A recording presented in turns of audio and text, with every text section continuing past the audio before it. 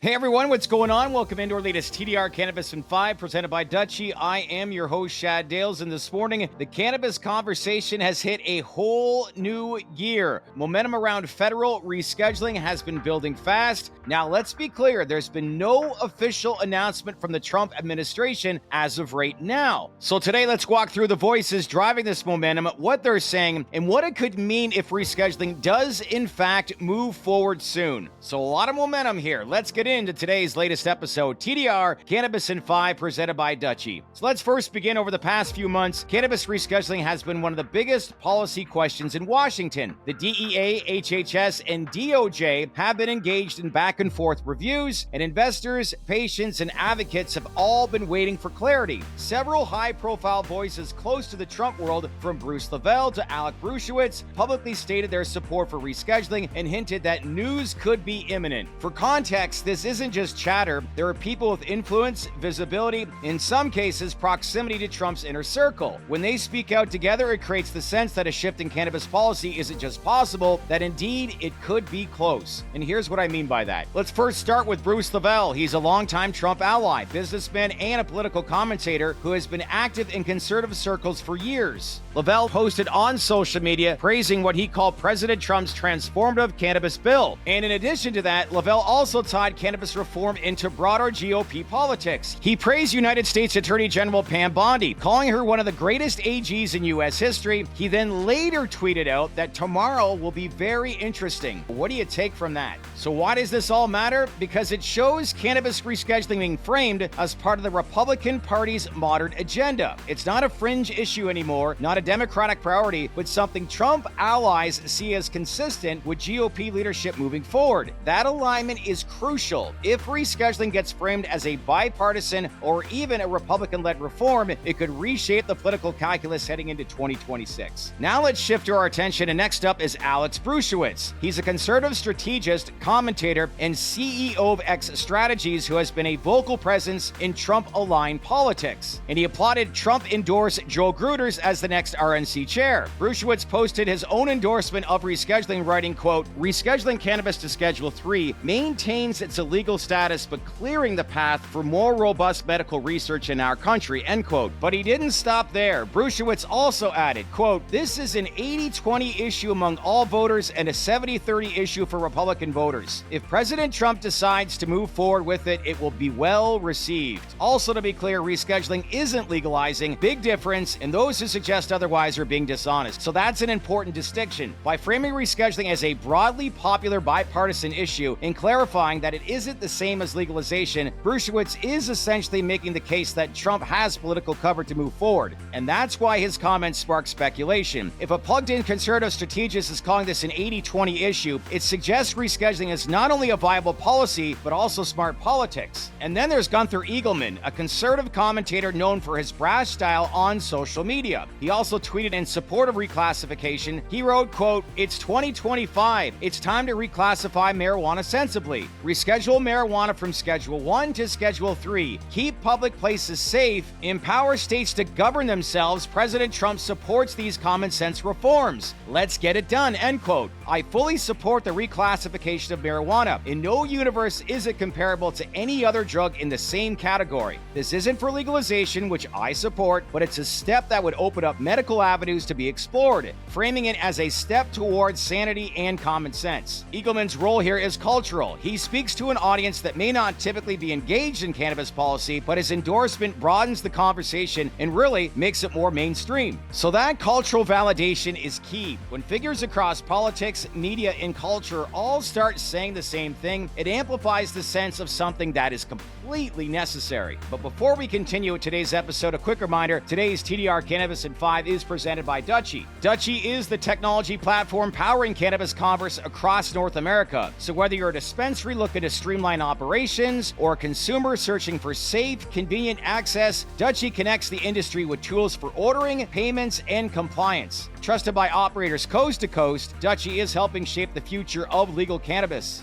If you want to learn more, visit business.dutchie.com. All right, now let's get back into it. So really, why has momentum surged? And really the answer lies in timing. We're now entering the late summer political cycle where policy moves can shape the narrative heading into the midterms. The Trump administration has every incentive to deliver reforms that appeal to both younger voters and the libertarian-leaning conservatives. And with that, rescheduling fits that bill. It's framed as pro-states' rights, pro-law enforcement, pro-healthcare research, and pro-business. That's a package that Republicans can sell while distancing themselves from full federal legalization. From an investor's perspective, the stakes, let's face it, they couldn't be higher. If cannabis is rescheduled to a Schedule 3, companies would finally escape the burdens of 280E taxes, freeing up hundreds of millions in annual cash flow. Plus, let's face it, this industry moves on big announcements. That's why every tweet, every hint, every signal sends cannabis stocks surging, or really in some cases sliding. When we look at over the past weekend, social media speculation has already pushed chatter on MSOs, Curaleaf, Trulieve, and other major cannabis companies in the US. So the markets don't wait for official announcements, they trade on momentum. And right now, the momentum, let's face it, is very strong. But really, when you look at this from a big picture, let's still be careful. None of these tweets, posts, or comments are official policy. The DEA hasn't published anything new, the DOJ hasn't signed off, and the White House hasn't issued any executive order. We all know in this industry, momentum is one thing, but action is another. That's why, as of today, this remains speculation. Albeit speculation, fueled by some pretty influential voices. So really an important question, what comes next? 1. Official signals from DOJ or DEA, that's where rescheduling authority lies. 2. Statements from who else? The President of the United States, President Trump. Tweets from allies are important, but the president's direct words would cement expectations. 3. Market reactions. If trading volumes surge, it could indicate investors believe rescheduling is imminent. Then you got number 4, congressional commentary. Republicans and Democrats in leadership positions will likely weigh in quickly if an announcement is actually made.